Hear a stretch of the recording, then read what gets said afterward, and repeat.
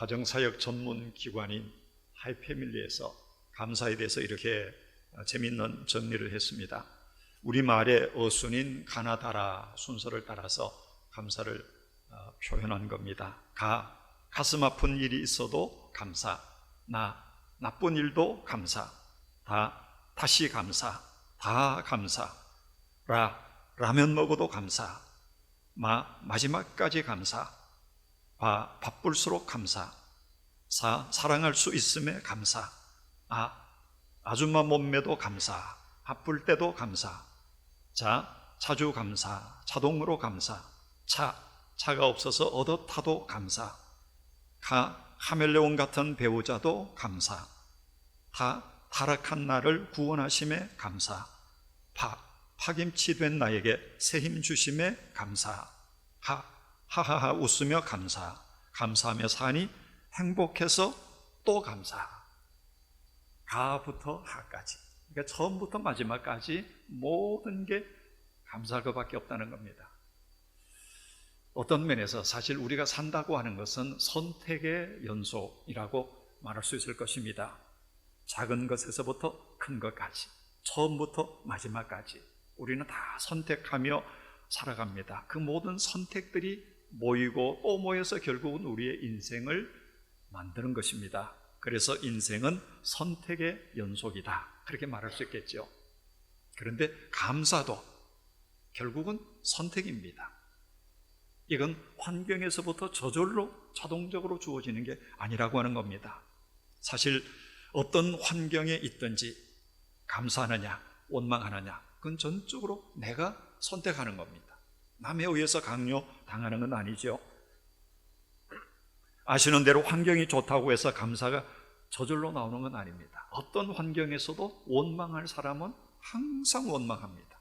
그러나 감사한 사람은 어떤 환경에서도 감사할 수가 있습니다. 바로 여기서 삶이 바뀌는 겁니다. 그런 면에서 감사는 꽃씨와도 같습니다. 감사할 때 우리는 계속해서 꽃씨를 뿌립니다. 그러면 감사하는 사람 곁에는 뭐가 생겨날까요? 꽃밭이 생기겠죠. 꽃이 피어나게 되고 향기가 나타나게 될 것입니다. 그리고 감사의 열매가 언젠가 주렁주렁 맺히게 될 것입니다. 반면에 불평하고 원망하는 사람은 어떻게 될까요? 불평과 원망은 꽃씨가 아니라 쓰레기와 같습니다. 자꾸 불평하고 원망하는 사람은 결국은 자기 인생에 쓰레기를 계속해서 쌓아가는 겁니다. 그럼 어떻게 될까요? 거기에 파리떼가 모이고 온갖 악취가 나타나게 되고 해로운 곤충들이 우글거리게 되겠죠. 감사할 것인가 원망할 것인가, 거기에 따라서 삶의 결과는 이렇게 달라질 수가 있다는 겁니다. 그러면 우리가 어느 쪽을 선택하고 그리고 무엇을 훈련하며 살아야 되겠습니까? 불평이겠습니까? 감사겠습니까? 감사하기로 작정하며 사는 사람은 언제나 감사할 수가 있습니다. 남이 볼 때는 불행하다라고 생각이 되는 것도 내게는 또 다른 축복의 계기가 될 수 있다라고 믿기 때문에 감사할 수 있는 것입니다. 행운이 와도 우연이라고 생각하는 사람은 감사가 없습니다. 그러나 행운이 주어질 때마다 이건 하나님께서 내게 베푸신 은혜다라고 겸손하게 생각하는 사람은 작은 일에도 감사할 수가 있습니다. 심지어는 역경을 만났을 때도 그것을 기회로 삼는 사람은 역경 중에도 감사할 수가 있다는 것입니다. 오늘 본문에 나오는 이 사도 바울이 옥중에서 쓴 서신이 바로 빌립보서입니다. 지금 감옥에서 바울은 이 편지를 빌립보 교인들에게 쓰고 있습니다. 이 감옥이라고 하는 상황을 생각하면 거기는 감사할 조건도 없고 기뻐할 만한 아무런 이유도 없습니다. 우선은 감옥에 갇혀 있다고 하는 것 자체가 감사할 일이 있겠습니까? 그리고 2000년 전 로마 감옥은 언제 끌려 나가서 죽을런지 모릅니다.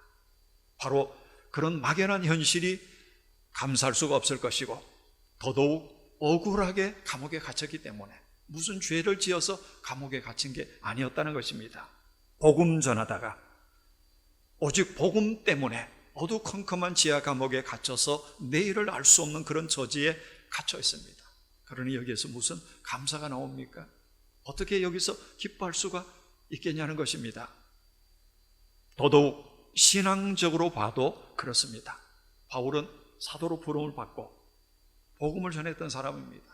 그러니까 나가서 마음껏 복음을 전해야 될 내가 감옥에서 썩고 있다니, 하나님께서 왜 내게 이런 환경을 주시나, 충분히 원망할 수 있는 그런 환경입니다. 그럼에도 불구하고 바울은 감사하고 기뻐하고 있습니다. 빌립보서를 읽어보면 이 짧은 서신이지만 감사 혹은 기쁨이라고 하는 단어가 무려 16번 반복이 됩니다.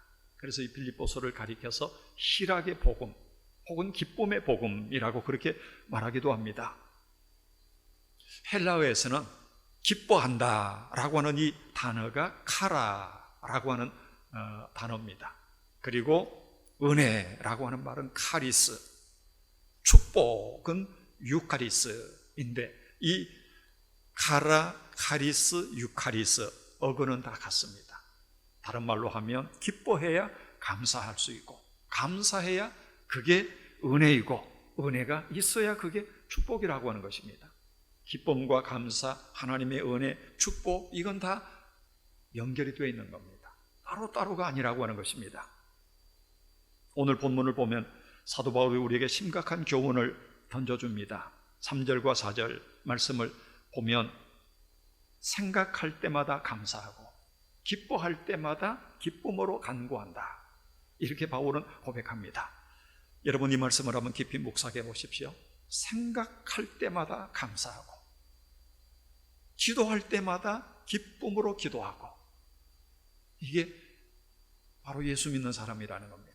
정말 능력 있는 성도, 예수 잘 믿는 성도의 모습이 바로 이런 모습입니다. 생각할 때마다 감사가 있고 기도할 때마다 기쁨이 넘쳐나고.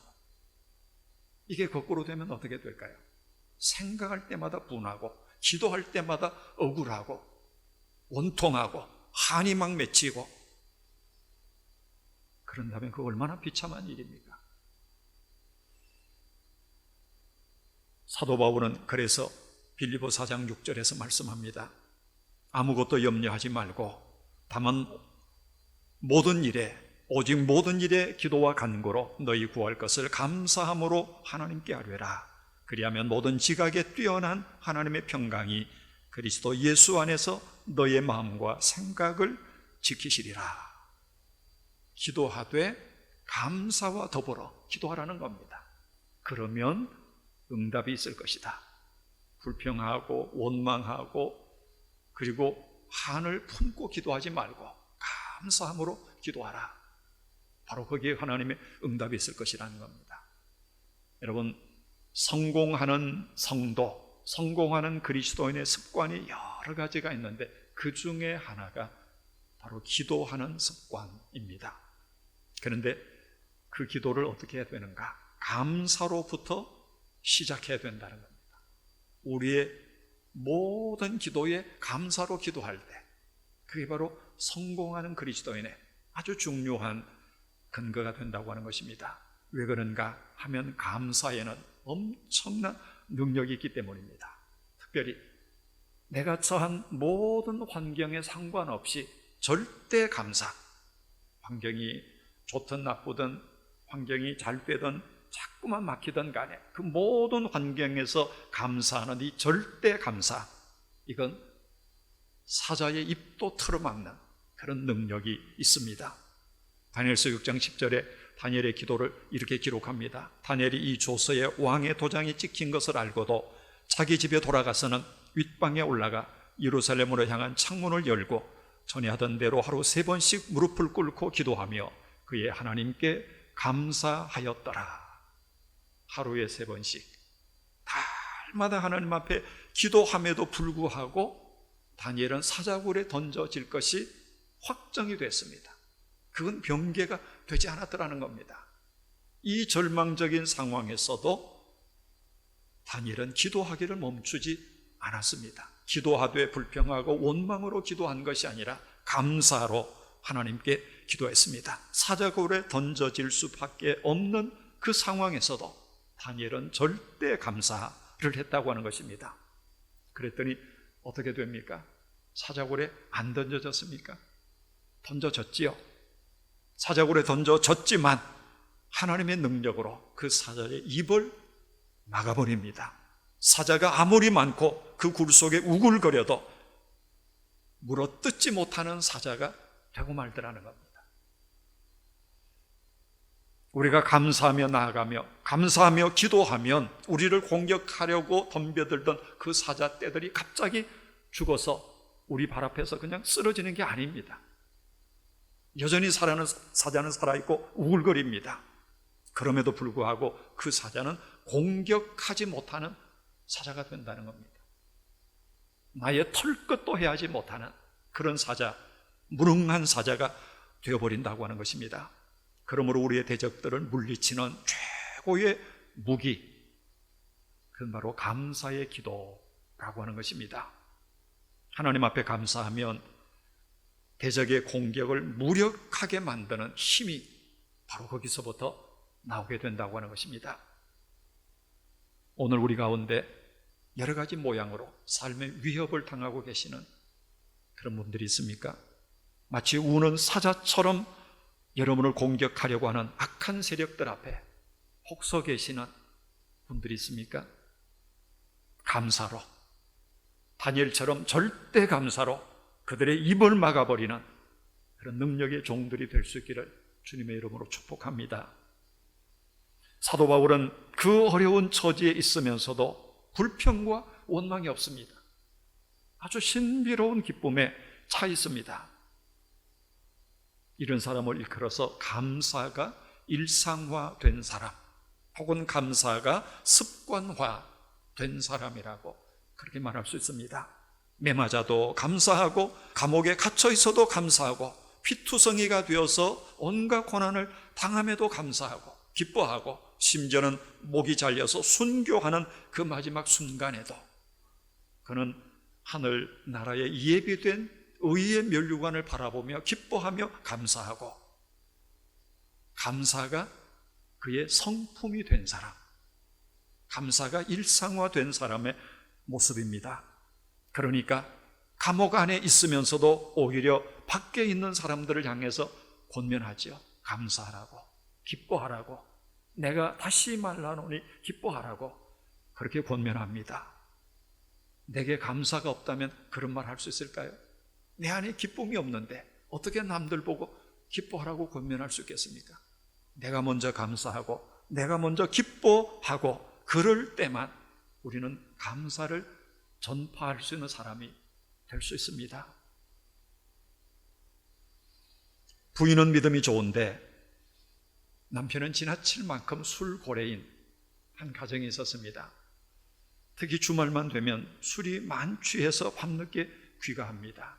이런 남편을 바라보는 부인은 그때마다 속이 그냥 무너집니다. 열불이 납니다. 내가 어쩌다가 저런 사람하고 결혼해고 이날 이때까지 사나 하고 신세 타령을 합니다. 믿음이 좋은 이 부인이 심지어는 하나님을 향해서 원망까지 하기도 합니다. 그러던 어느 토요일 밤에 여느 날처럼 이 남편이 곤드레 만드레 해서 집으로 비틀거리며 들어왔습니다. 그리고 들어오자마자 그냥 쓰러져서 잠에 골아떨어집니다. 그런 사람을 옆에서 바라보면서 비통한 마음으로 하나님 앞에 기도합니다. 그런데 기도를 하다 보니까 자기도 모르게 그 기도가 자꾸만 변해서 감사 기도가 나오는 겁니다. 감사할 일이 한두 가지가 아니었던 겁니다. 먼저는 술에 취했지만 그래도 용케 제 집 찾아오니 감사하고, 이렇게 술을 많이 마시고 특별히 토요일이 되면 술을 더 많이 마셔서 주일날 온종일 집을 지켜주니 감사하고, 또 주일 오전에는 술 취해서 푹 자니까 아무 불편 없이 자기가 교회 다녀올 수 있어서 감사하고, 그래서 골아떨어진 그 남편을 옆에 두고 실룩거리며 웃고 감사기도 하고 심지어는 찬송까지 합니다. 그러는 중에 남편이 화장실 가려고 잠이 깨었어서 부시시하고 일어나는데 보니까 자기 옆에서 아내가 실룩실룩거리면서 웃으며 찬송하고 기도하거든요. 아니 뭐가 그리 좋아서 이렇게 웃냐고. 그럴 때 부인이 대답했더라는 겁니다. 당신 한번 생각해 보세요. 생각해 보라고. 당신이 그렇게 술을 많이 먹는데도 이날 이때까지 병원 한번 안 가고 건강한 거 감사하고, 그렇게 술을 먹고 제정신이 아닌데도 불구하고 남의 집 가지 않고 내 집 잘 찾아와 주니 감사하고, 술 먹는 걸로 봐서는 진작 사업이 망해야 되는데 그래도 사업 잘하고 있는 걸 보니 감사하고, 이렇고 저렇고 그러면서 감사 제목을 쭉 늘어놓더라는 겁니다. 다 듣고 있던 남편이 말합니다. 고마해라, 나 예수 믿어줄게, 그러더랍니다. 예수 믿어준다, 이게 얼마나 기쁘고 감사한 일입니까? 얼마나 놀라운 기도의 응답입니까?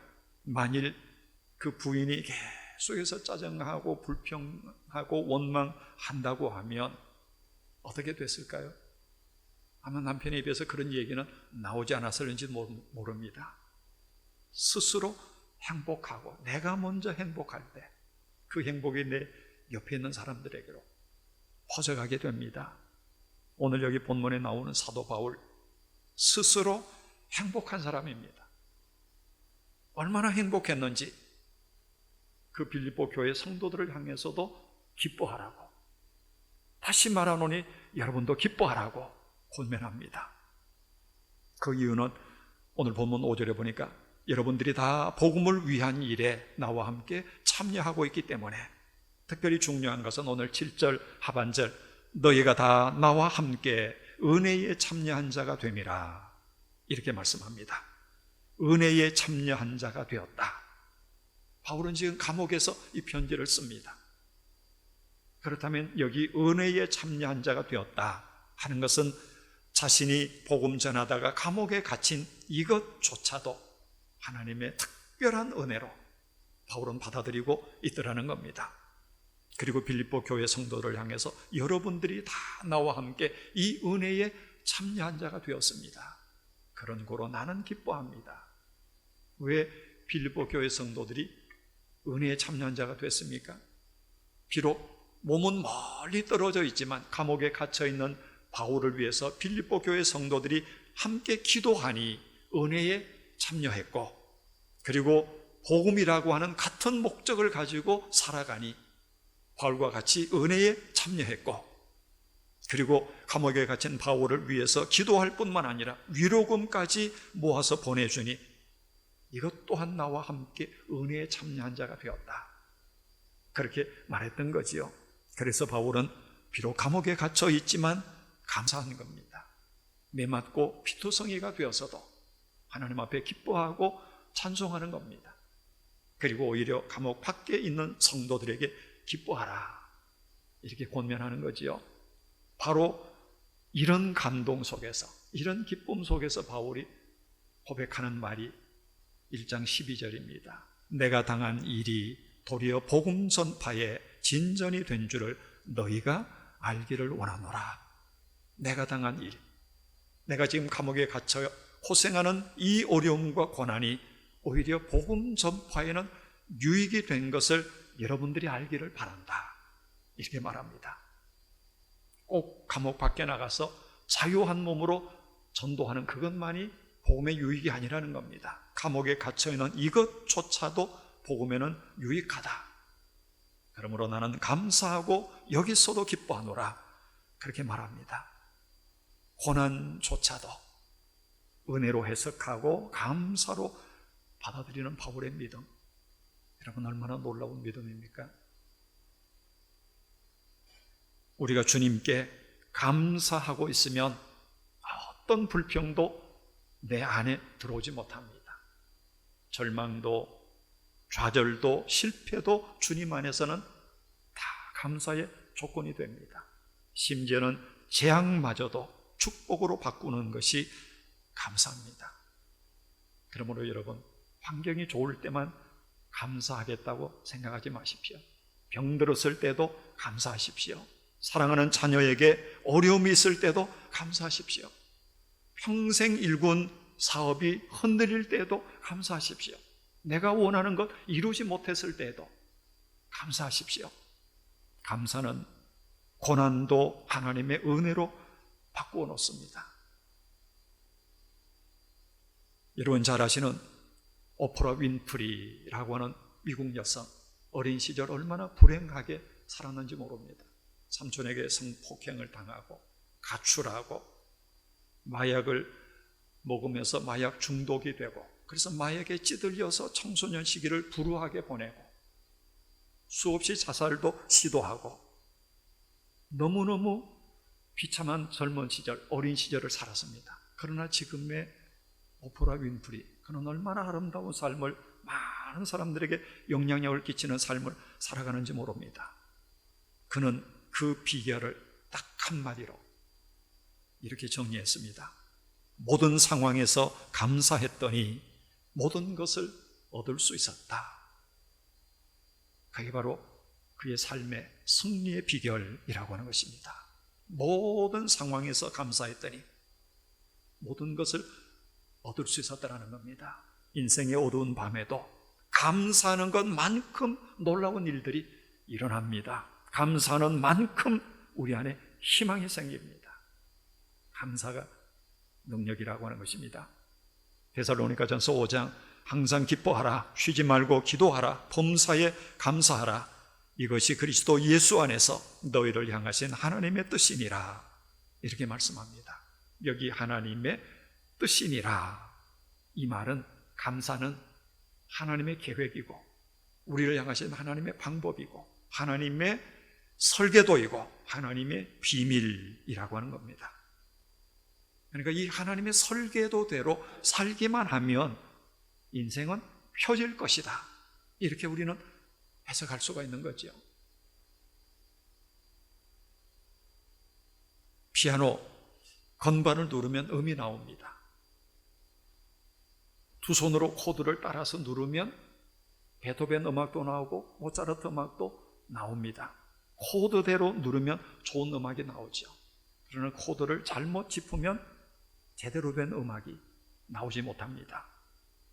하나님이 정해 놓으신 감사라고 하는 코드, 하나님의 계획인 믿음이라고 하는 코드, 기쁨이라고 하는 이 코드를 우리가 어떤 환경 속에서도 붙잡고 있으면 병들었건 사업이 흔들리건 내가 원하는 것들이 깨어졌건 간에 우리는 그 코드대로, 하나님의 설계도대로 즐거운 노래를 부를 수가 있습니다. 이 사람이 진정한 부자입니다. 바로 이 사람이 복받은 사람입니다. 그래서 탈무드에서는 이렇게 말합니다. 최고의 부자, 최고의 복을 받은 사람은 모든 일에서 감사하는 사람이다. 종은 울릴 때 비로소 의미가 있죠. 축복은 감사가 나와야 그게 진정한 축복입니다. 감사하는 마음, 감사하는 생각, 그리고 생각할 때마다 늘 감사하는 이 마음이 없다면 아무리 대골 같은 집에 살아도, 아무리 좋은 여건에 살아도 그는 복받은 사람이 아닙니다. 이 감사가 어디서부터 나옵니까? 환경이나 조건에서 나오는 거 아니라 그랬죠. 감사는 바로 믿음입니다. 믿음으로 매 순간 선택하고 훈련하는 것, 이게 감사입니다. 여러분 일상 속에서 일부러라도 감사할 조건들을 찾아보십시오. 그래서 지난 주일 11월 1일부터 우리가 11월 한 달 동안 최소한 한번 감사 일기를 써보자, 감사 운동을 해보자, 하루에 3가지씩 하나님께 감사하고 가족들에게 감사해보자, 그렇게 제안을 했습니다. 놀라운 것은 감사 일기라고 하는 것, 감사 운동을 하는 것을 보면 하루에 3가지를 무조건 찾아서 그 3가지를 기록합니다. 오늘 하루 감사할 제목 3가지 찾아보는 겁니다. 어떤 날은 감사할 게 하나도 생각이 안 나고 아무것도 감사할 것이 없다고 여겨지는데, 그러나 저녁에 곰곰이 감사할 거리를 생각하고 찾아보면 거기에 감사 제목들이 드러납니다. 그렇게 해서 1년 동안 하루에 3가지씩 감사일기를 계속해서 썼더니 인생이 너무너무 행복해지더라고 하는 겁니다. 돈 안 들이고 할 수 있는 겁니다. 여러분 한번 해보시지 않겠습니까? 지난 한 주간 아마 그렇게 하루 3가지씩 감사 일기를 쓰신 분들도 계시겠지요. 저도 쓰고 있습니다. 형편과 처지가 어떠하든지 주님 안에서 감사로 살기로 결단하고 한번 실천해 보십시오.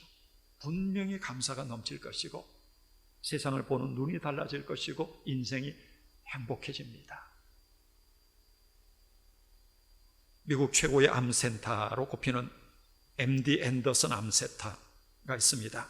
텍사스 대학의 부속 병원 앤더슨 암센터의 한국인 교수 김의신 박사라고 하는 분, 그분은 세계 최고의 암 권위자로 알려져 있는데 얼마 전에 세상을 떠난 그 삼성의 이건희 회장이 그 병원에 가서 그분에게 폐암 치료를 받았던 그런 적이 있습니다. 이분에 의하면 우리 몸 안에는 암세포를 잡아먹는 여러 면역세포들이 있는데 그 대표적인 면역세포가 바로 자연살해세포라고 하는 건데 일명 NK세포로 그렇게 알려져 있죠. 이 자연살해세포, NK세포인데 이 NK세포가 많으면 많을수록 암치료가 잘 되고 암에도 걸리지 않는 저항력이 강해진다는 겁니다. 그러면 어떤 사람에게 이 NK세포가 많은가 연구를 해봤더라는 거지요. 그래서 많은 사람들을 대상으로 NK세포의 수치를 조사했더니 누구에게 제일 많았을까요? 감사하면서 즐겁게 사는 사람들에게서 이 NK세포 수치가 월등하게 높이 나오더라는 겁니다. 그런데 더 놀라운 것은 교회를 다니는 성도들 중에 그 중에서도 특별히 교회 찬양대원들은 일반인들보다 그 수치가 무려 1000배가 높더라는 겁니다. 1000배. 별로 안 놀라시네요. 1000배가 높다고요. 기쁘게 노래하고 감사함으로 찬양하고 인생을 행복하게 사는 사람들은 암에 대한 저항력이 이렇게 1000배만큼이나 높더라고 하는 겁니다. 그러니 여러분, 그 다음은 여러분이 알아서 하십시오. 꼭 찬양대가 아니어도 주일날 예배 드릴 때 어떻게 찬양해야 될까요? 정말 하나님의 은혜 생각하고 감사하고 기쁨으로 찬양하는 것이 우리의 영육간에 얼마나 놀라운 축복이 되는지 모릅니다. 여건이 갖추어지면 저절로 감사가 될 것이다. 절대 오산입니다. 우리가 다 살아오면서 경험해 본 것처럼 원망하는 사람은 항상 원망합니다. 그러나 그저 나 감사하며 살리라. 그저 감사하는 사람은 계속적으로 감사를 날마다 선택하면서 살아갈 수가 있습니다. 감사를 선택하면 감사의 생각이 나옵니다. 감사의 생각이 나오면 행위가 따라옵니다. 감사의 행위가 자꾸 쌓이면 그게 습관이 됩니다. 감사의 습관이 쌓이면 그것이 결국은 그 사람의 성품과 체질을 바꾸어 놓습니다. 범사에 감사하고 감사가 거룩한 습관이 되고 성품이 되면 그의 삶은 놀랍게 바뀝니다. 그의 운명까지도 바뀝니다. 그 앞에 새로운 세계가 펼쳐지게 될 줄로 믿습니다. 이 한 주간 그런 감사의 능력으로 사시는 우리 모든 교우들 되시기를 축복합니다.